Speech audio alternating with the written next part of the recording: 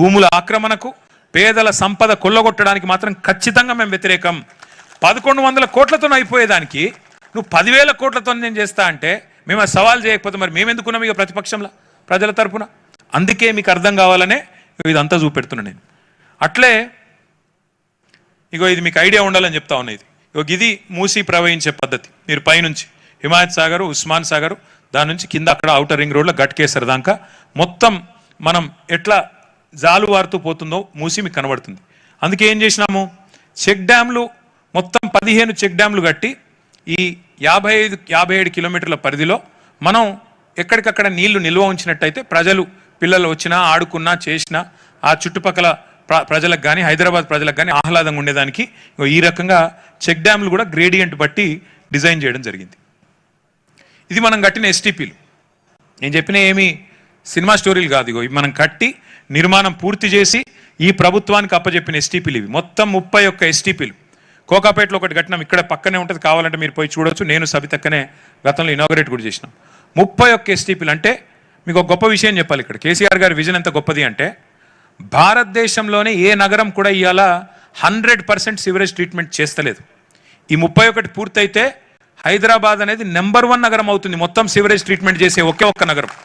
అది కేసీఆర్ గారి విజన్. అంటే మూసీలోకి ఒక్క చుక్క నీళ్లు కూడా మురికి నీరు రావద్దు, శుద్ధి చేసిన నీరే రావాలి. తద్వారా కింద ఇందాక సోదరులు చెప్పినారు నల్గొండ పోవాలి, మనం ఎక్కడికి పోయే అవసరం లేదు. నల్గొండ ప్రజలకు కూడా మనం ఆల్రెడీ మంచినీళ్ళు ఇవ్వాలి, వారికి కూడా శుద్ధి చేసిన నీళ్ళే కిందికి పోవాలని చెప్పి 31 ఎస్టీపీల నిర్మాణం కూడా కేసీఆర్ గారే పూర్తి చేశారు. కాదు ఈ 31 ఎస్టీపీలు మనకు జిహెచ్ఎంసీ పరిధిలో వస్తాయి. ఇంకొక 31 ఎస్టీపీలకు కూడా మనమే ప్రతిపాదన పెట్టాం.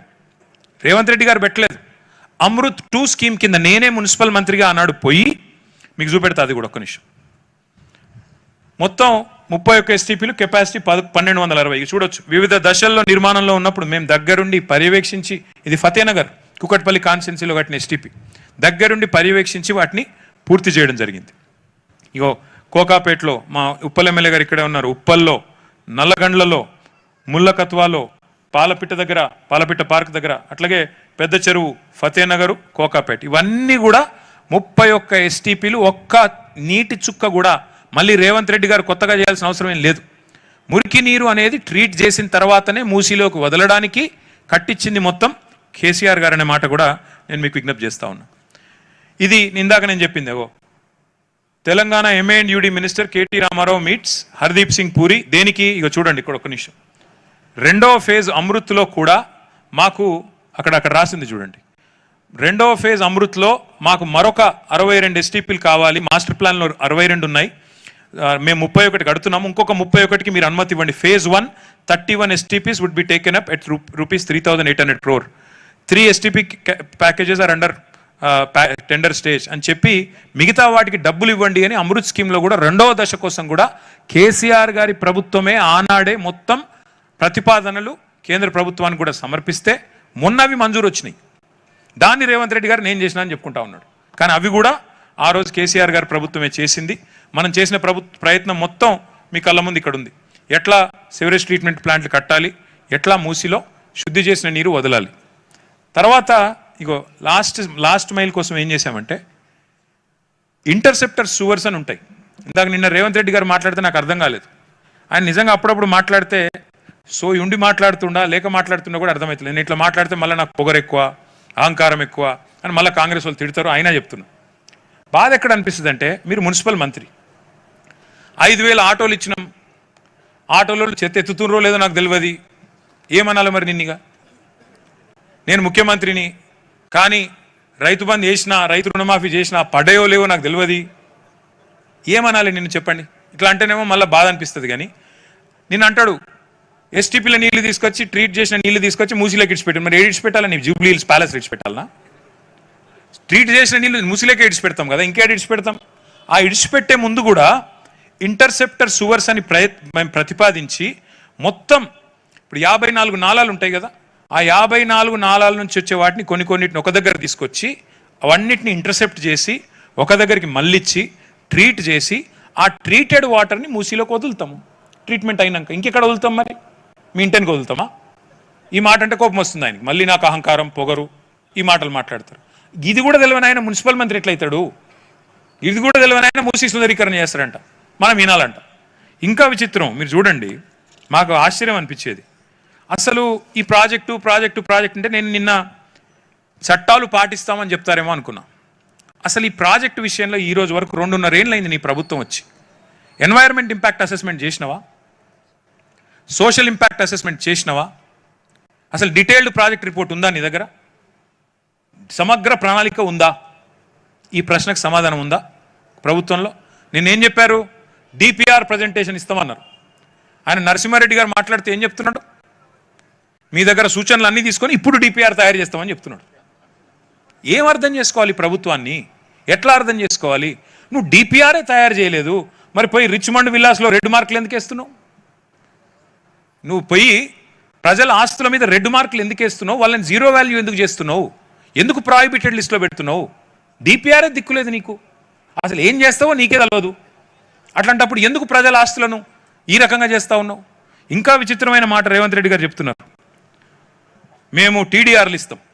ఇందాక సోదరుడు చెప్తా ఉన్నారు టీడీఆర్ల గురించి, ఆయన సైంటిస్ట్ గారు. టీడీఆర్ అంటే ట్రాన్స్ఫరబుల్ డెవలప్మెంట్ రైట్స్, కానీ ఈ ప్రభుత్వం వచ్చినాక టీడీఆర్ నిర్వచనం మారిపోయింది. ఇప్పుడు టీడీఆర్ అంటే తిరుపతి రెడ్డి, రేవంత్ రెడ్డి వాళ్ళ అన్న, మొత్తం ఆయనే కొనుక్కొని ఆయన కింద వేసుకొని కూర్చున్నాడు. ఉన్నమాట చెప్తున్నా మీకు, అట్లా మారిపోయింది పరిస్థితి. అందుకే ఇప్పుడు మీ టీడీఆర్కి విలువ కూడా లేదు, ఓన్లీ తిరుపతి రెడ్డి దగ్గర ఉంటేనే దానికి విలువ. ఇది వాస్తవం, నేను చెప్పేదేం అబద్ధం కాదు. మీకు ఏదో కాగితం ఇచ్చినట్టు ఇచ్చి ఇవాళ మీకు 0 వాల్యూ ఉందని చెప్పి రేవంత్ రెడ్డి గారు చెప్తా ఉన్నారు. నేను అనేది అందుకే రేవంత్ రెడ్డి గారికి, అయ్యా ఇలా 0 వాల్యూ ఎవరికి ఉందయ్యా అంటే మా వాళ్ళ ఆస్తులకు కాదు, నీ మాటలకు 0 వాల్యూ ఉంది. రేవంత్ రెడ్డి గారు ముఖ్యమంత్రిగా నీ మాటకు 0 వాల్యూ ఈరోజు మార్కెట్లో. అందుకే నేను ఎవరు నమ్మతలేరు వాస్తవాలు చెప్పాలి అంటే. ఇంకొక మాట నేను అడుగుతా, అపార్ట్మెంట్లో ఒక అపార్ట్మెంట్ వాళ్ళ గురించి మొన్న వాళ్ళని మచ్చిక చేసుకోవడానికి అందులో 2-3 జర్నలిస్టులు ఉన్నారు. వాళ్ళని కాకాబట్టి వాళ్ళని బుట్టలు వేసుకోవడానికి ముఖ్యమంత్రి గారు పాపం చాలా అష్టకష్టాలు పడి, మీరు జర్నలిస్టులు ఏమనుకోకురు పోయి ఏమంటాడు, ఆ అపార్ట్మెంట్ వాళ్ళకి నేను మాటిస్తున్నా, పక్కకే 7 ఎకరాలు కొనిస్తా, మీకు అందులోనే ఇంకా బెహతరీన్ కట్టిస్తా అంటుండు. చాలా ఆశ్చర్యం అనిపించింది నాకు. మరి మిగతా వాళ్ళ సంగతి ఏంది? హనుమాన్ నగర్ వాళ్ళ సంగతి ఏంది? హిమాయత్ సాగర్ వాళ్ళ సంగతి ఏంది? వీళ్ళకు కూడా జాగాలకు బదులు జాగిస్తావా? పక్కకే ఇస్తావా? సరిపడా జాగాకు బదులు జాగా ఇవ్వాలి కదా, ఒకరికి ఇస్తే అందరికి ఇవ్వాలి కదా. మరి అపార్ట్మెంట్ వాళ్ళని ఒక తిరిగా, బస్తీలను ఒక తిరిగా చూడొద్దు కదా. ప్రభుత్వం అన్నాక అందరు ఒకటే కదా, అందరికి ఓట్లు ఉన్నాయి. మీరైనా ఓటెత్తారు, అంబానీకి ఒకటే ఓటు, మనకు ఒకటే ఓటు. వాళ్ళేం మన 1000 ఓట్లు 1,00,000 ఓట్లు ఉండవు కదా. అందుకే రేవంత్ రెడ్డి గారు, మీరు ఇంతవరకు R&R అసలు ఆలోచన చేసిండ్రా? రిలీఫ్ అండ్ రీహాబిలిటేషన్ ఆలోచన చేసిండ్రా? 2013 చట్టం ప్రకారం, భూసేకరణ చట్టం ప్రకారం నిర్వాసితులకు ఎంత ఇవ్వాలి కాంపెన్సేషన్, కనీసం మీకు అవగాహన ఉందా మీ ప్రభుత్వానికి? ఉత్త టీడీఆర్లు ఇచ్చి చేలు దులుపుకుంటూ అయిపోతుంది అనుకుంటున్నారా? ఎవరు ఎంత కోల్పోతున్నారు, ఎవరికి ఎంత పరిహారం ఇవ్వాలి అనేది చట్టం ఉంది. నా ఇష్టానుసారంగా నేను చేస్తాను అనుకుంటే కుదరదు. మేము కాళేశ్వరం కట్టినాం, కడితే ప్రజలను ఒప్పించి మెప్పించి కొన్ని చోట్ల నిరసనలు వ్యక్తమైన చివరికి వాళ్ళకి నష్టపరిహారం ఇచ్చిన తర్వాతనే మళ్ళీ ప్రాజెక్ట్ పూర్తి చేయడం జరిగింది. అభివృద్ధికి మేము వ్యతిరేకం కాదు, అసలే కాదు. కానీ ఈ దోపిడీకి, నీ భూ దోపిడీకి, నీ భూ దాహానికి, మూసీ వెనకాల మూసీ తీరంలో నువ్వేదైతే భూముల మీద కన్నేసి ఇవాళ చేప పేరు చెప్పి చెరువు మొత్తం ఆక్రమించే ప్రయత్నం చేస్తున్నావో దానికి మాత్రం బరాబర్ మేము వ్యతిరేకం, అందులో అనుమానమే లేదనే మాట మరొకసారి రేవంత్ రెడ్డి గారికి నేను విజ్ఞప్తి చేస్తా ఉన్నా. ఇది ఒక్కసారి చూడండి, ఇది బయో రెమిడియేషన్ ప్లాంట్స్ అంటారు వీటిని కూడా మేము మా డిజైన్లో పెట్టాం. రేవంత్ రెడ్డి గారు కొత్తగా ఏమీ చేయాల్సిన పని లేదు. ఈ డిజైన్లు యథాతథంగా అమలు చేసి ఒక ఇల్లు కూలగొట్టకుండా మూసీ సుందరీకరణ 16,000 కోట్లతో చేయవచ్చు. కానీ ఆయన చేయడానికి సిద్ధంగా లేడు. ఆయన ఆలోచన 3,000 ఎకరాలు కావాలి ఇక్కడ ఈ ప్రాంతంలో, కిందికి పోతే ఇంకా మళ్ళీ ఇంకొక 5-6 వేల ఎకరాలు కావాలి, ఇక్కడ 10,000 మంది కొంపలు కూల్చాలి, కిందికి పోయి మళ్ళీ ఒక 90,000 కొంపలు కూల్చాలి. ఇది రేవంత్ రెడ్డి గారి ఆలోచన. మీకు ఎట్లా చేయొచ్చు ఇల్లు కూలగొట్టకుండా అని కొంతమంది మిత్రులు అడుగుతా ఉన్నారు, మీడియా మిత్రులను, అది కూడా చూపెడతాను.